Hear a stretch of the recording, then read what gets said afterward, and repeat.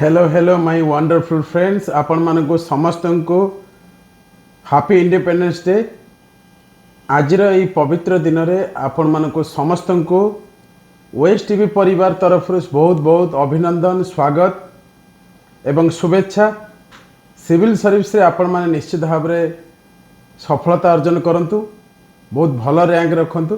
तेबे कथा होची आजिर ये हैप्पी इंडिपेंडेंस डे बा आमर स्वाधीनता दिवस रे सिविल सर्विस सहित माने कौन संपर्क अच्छी। एमित तो बहुत लंबा संपर्क अच्छी सिविल सर्विस आ इंडिपेंडेंस आम देश स्वाधीनता सहित, किंतु अल्प समय भितर आपण मानू जणाया चाहूँगी आज जो आमे माने कथा होचंती बा जहाँ भी किसी वर्क करुचंती, जहाँ भी किसी आमर खुशी आनंद जाहिर हो पार्ची बिकॉज ऑफ इंडिपेंडेंस स्वाधीनता पाइथिबारु बा आमे स्वाधीन होइथिबारु। खाली आमे स्वाधीन होइनाती माने गोटे छोटिया बा संकीर्ण चिंताधारा आमे स्वाधीन होइचंती चिंतारे, चेतनारे, भावनारे, कार्य सबुथिरे आमे स्वाधीन। We all are independent and we have number of choices in your life. सब किसी स्वाधीनता आपण मानकु दिया जाइछि, आमको दिया जाइछि, समस्त को दिया जाइछि।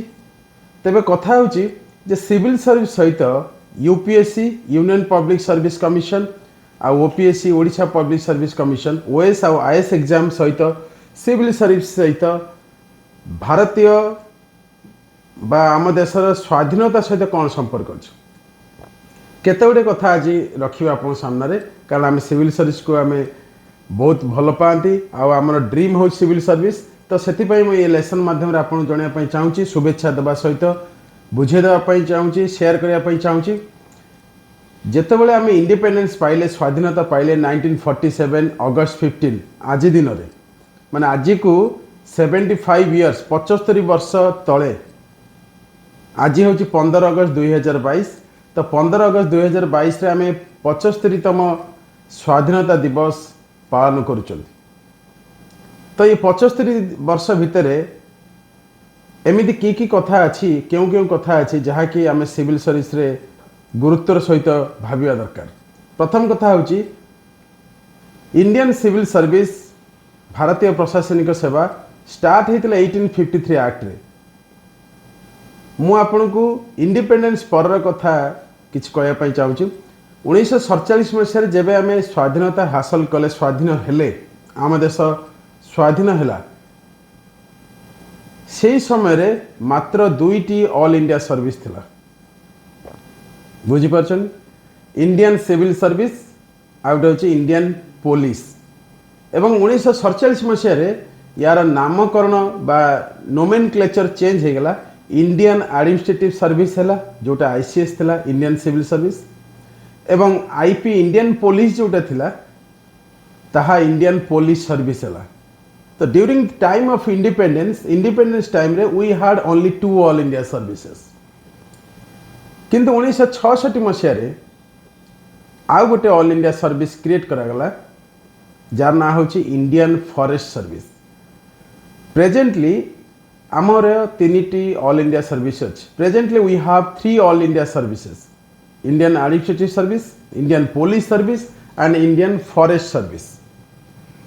एवं आपको कहवाई चाहूँगी प्रपोजल थिला 9टा ऑल इंडिया सर्विस होगापाई, जेपरी Indian judicial service, Indian medical service, Indian engineering service, एमती 9 प्रकार ऑल इंडिया सर्विस होगापाई योजना थिला। किंतु भारत स्वाधीन थवार 75 वर्ष भितर आमर एबे 3टी ऑल इंडिया सर्विस अच्छी एवं भविष्य में से ऑल इंडिया सर्विस नुआ सृष्टि हो पार, पार्लियामेंट चाहिए, लोक मैंने चाहिए। तेज से जहाँ हो आम जो सिविल सर्विस में प्रिपेयर होती, जदि आम इंडिपेंडेंट न होते, स्वाधीन न होते, ताहले ये जो घरे बसी प्रिपेरेसन करुचंती ताहा हुए तो संभव हो न।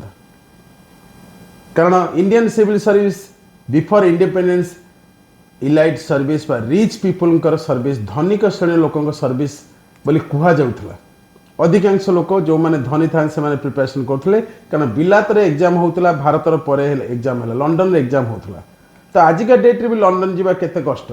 तेणु तेबे से जा हो Indianisation of Indian civil service, Indianisation बा भारतीय प्रशासनिक सेवा रे वर्तमान समस्त को सुजोग दि जाइए समस्ते सुजोग पाई एवं घरे बसिकी प्रिपरेशन कर बड़ आनंदर कथा कौन हो पारे तेरे से जहा हो मुझे आउ दुईटी कथा कहवाई चाहूँगी आम जो सिविल सर्विस फादर आपण जानते लॉर्ड कॉर्नवालिस एक कथा कहर कारण हूँ लॉर्ड कॉर्नवालिस जे थे से सिविल सर्विस फादर बोली समस्ते जानती किंतु कथा ये कथा कहर कारण हूँ जे इंडिपेंडेंस पर 1947 मसीह चिंता करागला जे सिविल सर्विस को हटे दिज्व कि किंतु ताहा डिस्कशन जो है सेठी माने सरदार पटेल कहले जे माने सिविल सर्विस ये दरकार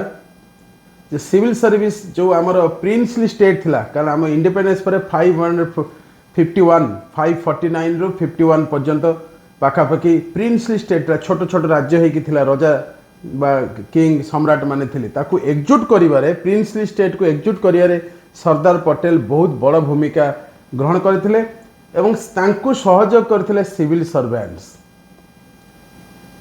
जो आईएएस अफिसर कहते से माने सहयोग करथिले अन्य ऑफिसर माने सहयोग करथिले एवं से चिंता कले जे ब्रिटिश जीवा परे इंग्रेज माने जीवा परे सिविल सर्विस जोटा होची ताकू रिटर्न करिया दरकार किंतु इंडियन वर्सन रे जाके आपण माने परीक्षा दउछन